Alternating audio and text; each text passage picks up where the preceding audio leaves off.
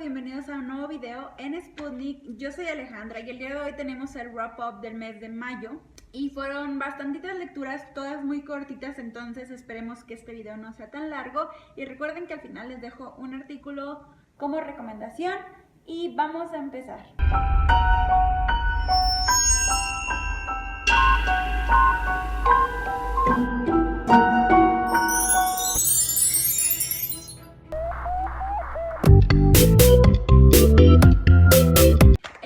Durante el mes de mayo hice lecturas de todo tipo, sobre todo de literatura infantil y juvenil, lo cual me dio muchísimo gusto porque finalmente creo que a veces es necesario detenerte un poco a leer cosas diferentes que te regresen un poco la paz mental que necesitas para ciertos momentos de tu día o de tu vida. Entre mis dos lecturas que tuve de poesía fueron este primero que se llama Animales Animados de Jorge Luján, que es un libro álbum para niños, pero que está hecho, el texto está hecho a manera de rima o de poesía, en donde juega un poco con los animales y con los fonemas que te pueden recordar a los animales. Un libro muy bonito publicado por Colofón. Este fue obviamente una lectura de un día, de unos cuantos minutos, pero fue muy bonito y es una recomendación que les hago. Si alguno de ustedes quiere regalar para primeros lectores un libro interesante que recupere un poco esta tradición de la poesía, pues esta es una de las elecciones que yo les recomiendo.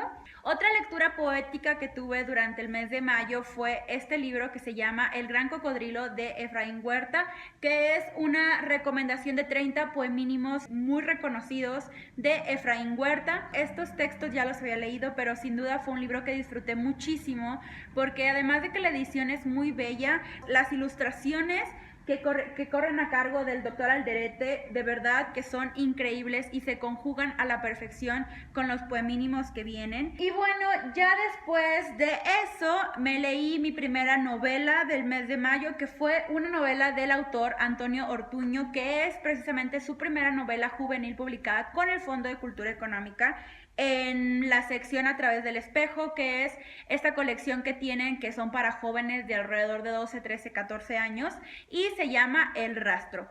El Rastro es una novela que trata de un personaje que es un chico que no tiene papás y que conoce a un amigo que vive al norte, o más bien lo conoce en Guadalajara, pero este amigo es del norte de un pueblo que se llama Casas Chicas, creo, o Casas Grandes, no sé cómo es, pero muy probablemente es una referencia a Chihuahua. En este libro hace referencia al secuestro y una serie de circunstancias que pasan con su amigo y con la hermana de su amigo. Antonio Ortuño tiene la característica de que sus novelas son bastante ágiles, o sea, las lees muy rápido, pero también creo que tiene que ver con su narrativa. Su narrativa es muy en frases cortas, pero que va y te dice una cosa y luego te aprendes otra y luego corta, cambia la situación, se va al pasado, regresa. Bueno, es una historia bastante curiosa y creo que sale de lo característico que normalmente encontramos en la novela juvenil. Y bueno, si ustedes ya han leído a Antonio Ortuño, más o menos deben saber este estilo tan característico que tiene, entonces sí se lo recomiendo. Está publicado, como les digo, por el Fondo de Cultura Económica.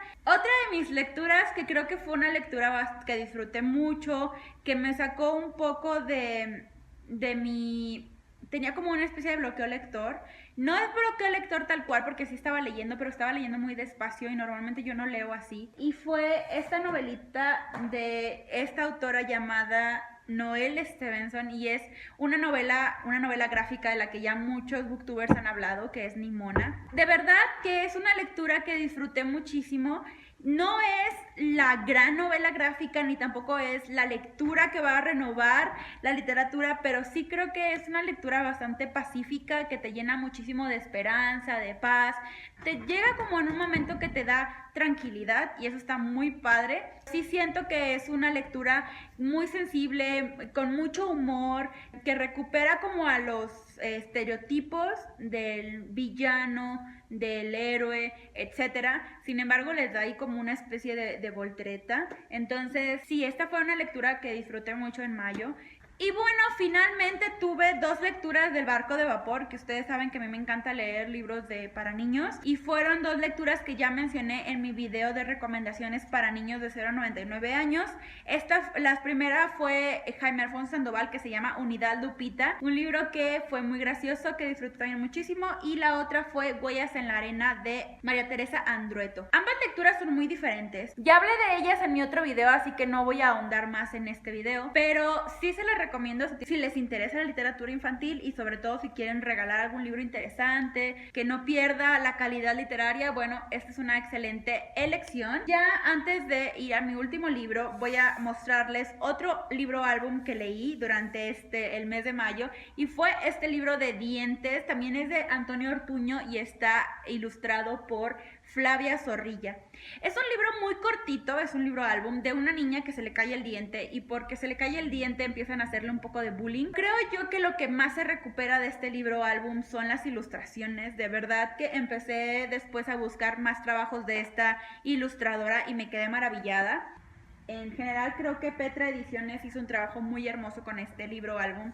Y finalmente mi lectura final del mes de mayo fue el libro de El espejo en el espejo de Mijael Ende. Este libro yo lo había leído hace muchos años y creo que no me cayó tanto el 20 como ahora que tuve esta lectura. Creo que es verdad, conforme vas creciendo vas teniendo diferentes perspectivas de los libros que lees. De verdad que Mijael Ende me pareció un hombre brillante, de verdad un autor de los mejores autores del siglo XX.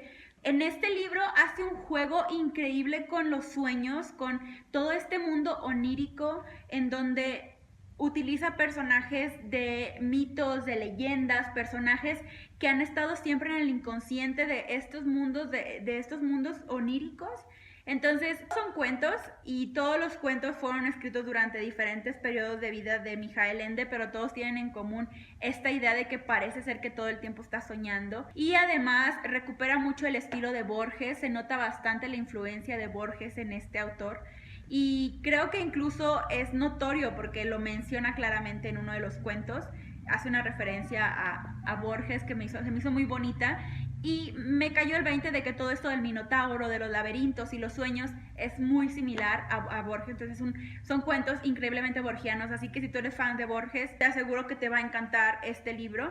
Y ya para finalizar, siempre les recomiendo un artículo. El día de hoy les voy a recomendar un artículo de Vice que se llama Las violaciones fantasmas en Bolivia. Este artículo quise mencionarlo porque últimamente han habido muchos casos en donde surgen violaciones y normalmente la víctima es juzgada y tildada de mentirosas. Entonces, este artículo habla de las mujeres de Manitoba. Estas mujeres son menonitas y durante mucho tiempo, muchos años, sufrieron violaciones y eran juzgadas de mentirosas, o que estaban ocultando amoríos, o que era una cosa del demonio. Las mujeres durante la noche eran violadas, las dormían y al día siguiente amanecían con dolor en sus partes sexuales y además con sangre, algunas amarradas, etc. Y durante mucho tiempo pasó esto, no pudieron protegerlas, eran ignoradas, y al final se dieron cuenta que sí había ahí una serie de hombres que violaron mujeres de 3 a 65 años durante un periodo muy largo de años, y no fue hasta que los atrapan y que se dan cuenta que un veterinario de una comunidad cercana había creado una especie de spray para dormir vacas, que era como dormían a las mujeres para poder violarlas. Les dejo el artículo completo también en la parte de abajo en la liga para ver qué opinan de esto. Y pues ya, esas fueron mis lecturas durante el mes de mayo. Espero estarlos viendo pronto en el siguiente video. Yo soy Alejandra, esto es Sputnik, no se olviden suscribirse. ¡Chao!